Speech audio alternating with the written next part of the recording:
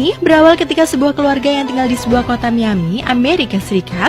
Mereka merasa heran, kenapa setiap hari mereka dengar suara-suara aneh yang ada di atap rumah mereka. Para pekerja itu memeriksa sudut-sudut yang ada di atap rumah. Setelah beberapa saat, para pekerja mulai menemukan titik terang asal dari suara aneh di atap tersebut. Ketika seseorang pekerja mulai membuka genteng, ya ampun, ternyata ada beberapa makhluk hitam terbang keluar dari balik genteng rumah. Jumlahnya pun tidak sedikit.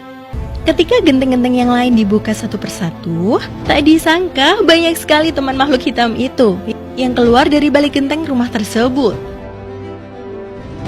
Di atap rumah keluarga ini ternyata ditinggali dan dibuat sarang oleh ribuan kelelawar. Pekerja perbaikan rumah pun terkejut dengan apa yang mereka temukan ini.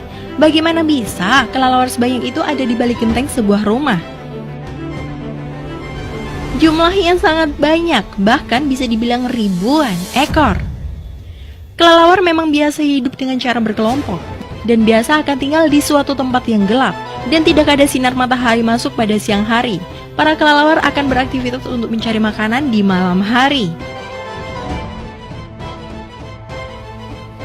Pekerja-pekerja itu selanjutnya membongkar seluruh atap rumah untuk membersihkan kotoran-kotoran kelelawar yang banyak menumpuk di balik genteng rumah.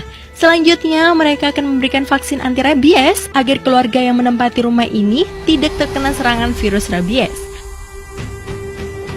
Wow, serem juga ya kalau ada kelelawar dengan jumlah yang begitu banyak membuat sarang di rumah.